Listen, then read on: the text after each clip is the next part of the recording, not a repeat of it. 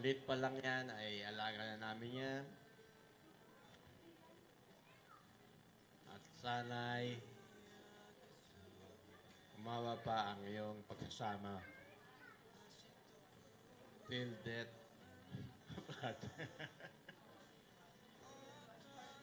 Okay, thank you so much po, Nino. Higit sa lahat, yung mga sinabi niyo, ipagkatiwala yung sa Diyos para lalo mapag-ingatan. At walang ibang maasahan sa anumang kapagsubukan, sa anumang, kumbaga, sitwasyon ng iyong buhay. Pag ito'y pinagkatiwala mo sa Diyos, wala pong imposible na kaya panghawakan. Tunay siya, totoo. Pag hinawakan ito, hindi yan mababago. Kaya, God bless you. Thank you so much po. Ngayon, malaki na siya. Sagrado na. Praise God. Nais ko munang ipagpasalamat. Naging party kami ng inyong selebrasyon. At ang aking dalangin, ang Panginoon ang laging sentro ng inyong buhay. Ano man mangyari, at dumating ang mga sitwasyon, lagi kayo mag-uusap. Yun ang importante. At higit sa lahat, ang inyong anak, ang inyong ating mga obligasyon bilang magulang, huwag ninyong pababayaan. Kaya lagi kayo manalangin, yun lang ang laging sikreto. God bless to you. Thank you so much, ma'am. And of course, si Ninang naman po. Ninang, your message. Omar, ang pag-aasawa ay hindi laging masarap. Hindi laging masaya. May lungkot, pero nasa mag-asawa yan. Kung paano nyo i-handle. Lagi lang kayong, kung galit ang isa, malagi magpasensya ang isa. Yun lang. At lagi niyong uunahin ang pamilya niyo. Lalo, Jomar, ang barkada andyan lang. Pero uunahin mo lagi ang pamilya mo. God bless you. Thank you so much, Ninang. And of course, si Sir naman po, Sir, your message of love for our newlyweds. Sa mga hinala ko, congrats. Hindi ko napapahabaan. Basta buhay mag-asawa, unawaan, magmaahalan. Huwag kakalimutan si Lord. Laging nasa gitna. Pag lagi nasa gitna, mag-aaway man kayo, bukas makalawa, pati na kayo. Yung importante na. Thank you. Thank you so much, Sir. Thank you. Hi, Jomar Hana. Congratulations, best wishes sa inyo. Nakita ko yung mula nung kayo mga bata, college days nyo. Ngayon, natutuwa naman ako na maganda na yung naging kalagayan nyo ngayon. Kaya, continuous lang ang lahat ng more success ang ko sa inyo, ang gusto ko sa at more kids. Congratulations sa inyo. Thank you.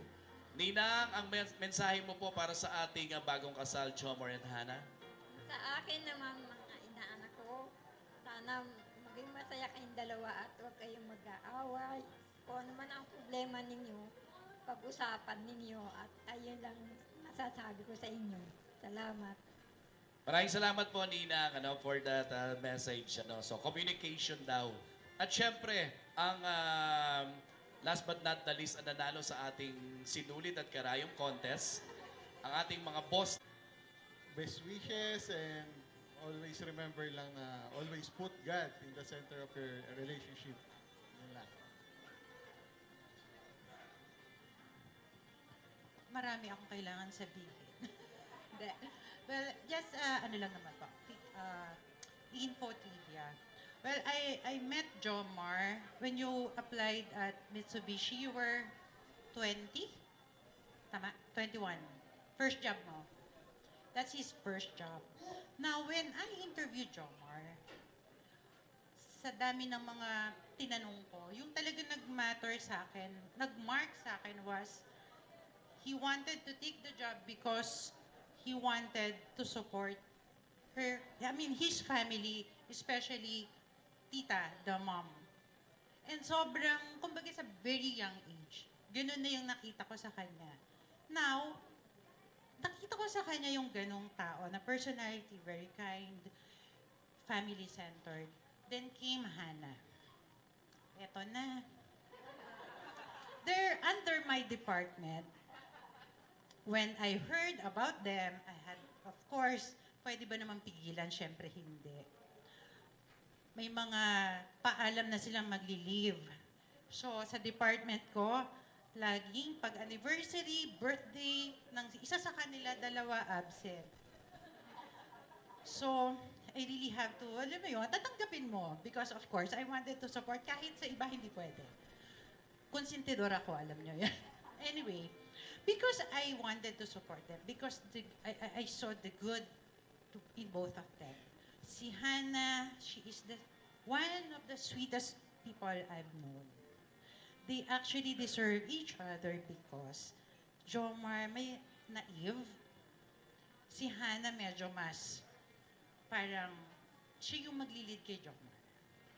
Kasi si Jomar medyo mahiyain.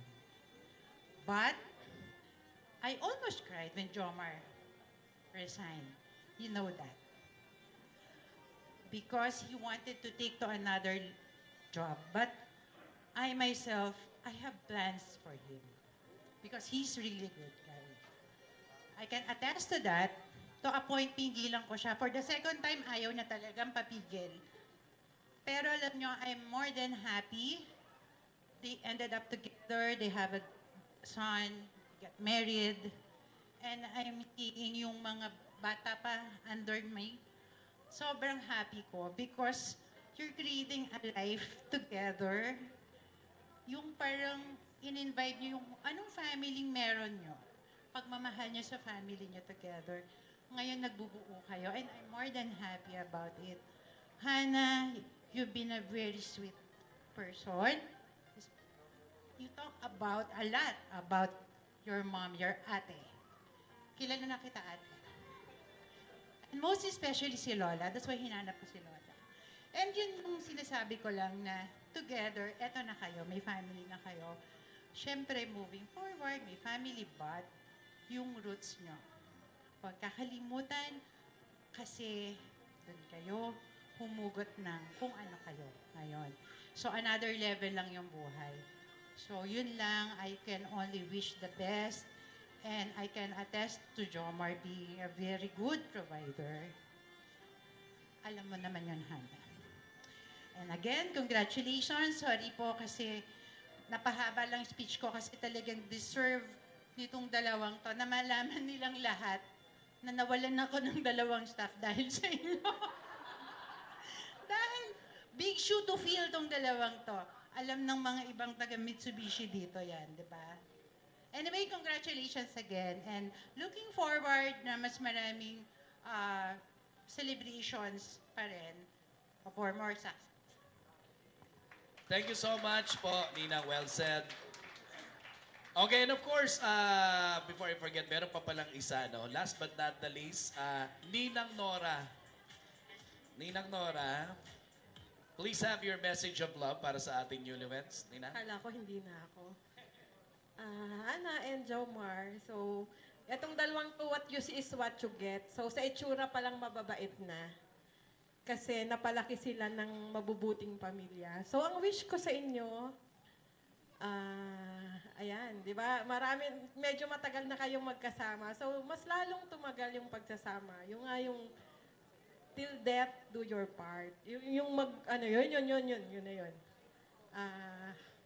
Best wishes and congratulations. God bless you. O, yun, maikli lang sir. Yes, thank you so much, Ninang Nora. Salamat po. Palakpakan